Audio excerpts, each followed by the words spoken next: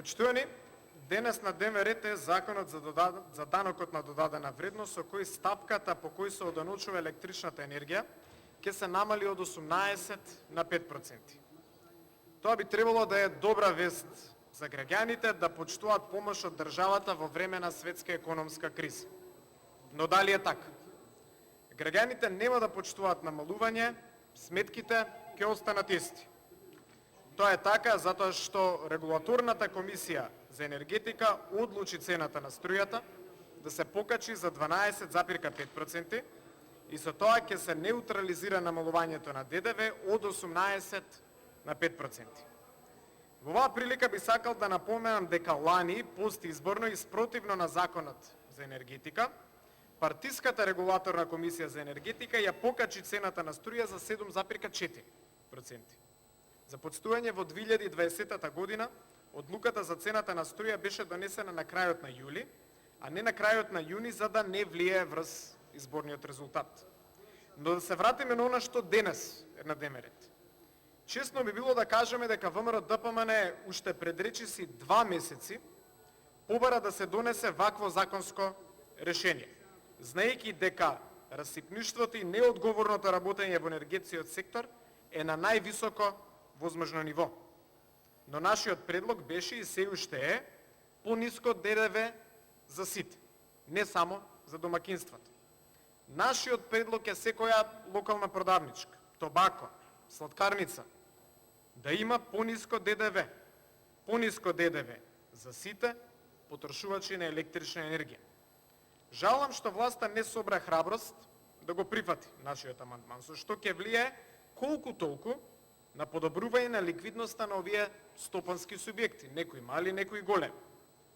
Да расчистиме една работа во врска со правните лица, кои имаат договор со ЕВН за снабдување на електрична енергија. Тие ќе плаќаат повисоки сметки и тоа за 12,5%, колку што е покачувањето што го искласа Регулаторната комисија. Делот за ДДВ ќе им биде вратен, но покачувањето ќе стои. Сега би сакал да се осврнем на нашиот втор амандман. Со него предлагавме висината на ДДВ да зависи од цената по која граѓаните добиваат електрична енергија.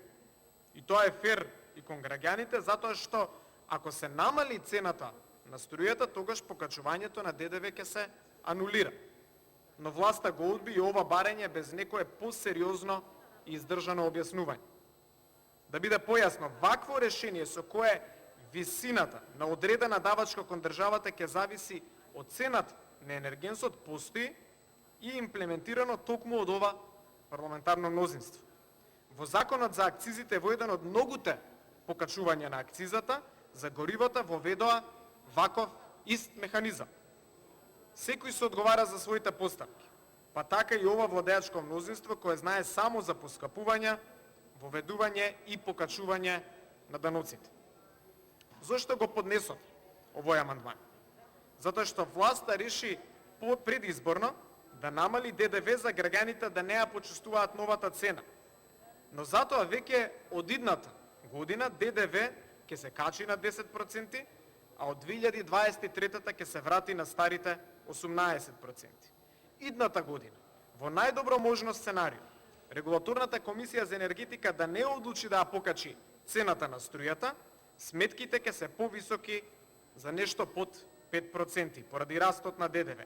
А веќе од 2023 година и без покачување на пазарната цена на струја, цените на сметките на граѓаните ќе пораснат за 12,5%. Повторувам, само и само ако Регулаторната комисија на енергетика не одлучи повторно да има зголемување на цената на струјата. Сега доаѓаме до суштината на проблемот, односно потребата за носење на едно вакво законско решение. Цената на струјата директно зависи од работењето на државните компании ЕЛЕМ и МЕПСО. Овие компании во минатото остваруваа големи добивки, а денес се фирми загубари. ЕЛЕМ во 2020 година има загуба од 16,8 милиони евра, а МЕПСО 6 милиони евра. Загубите во овие државни компании се резултат на неодговорно работење, на сметка на богатење на новоформирани компании.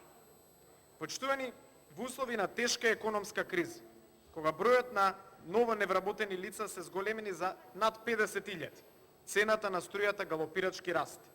лани постизборно 7,4%, оваа година 12,5%.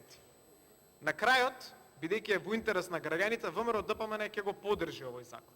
Но повторно апелираме на оваа седница. Овој закон е нецелосен. Не им помага на компаниите и не ги антиципира дополнителните ценовни шокови кои што може да ни се случат од следната година. Ви благодарам.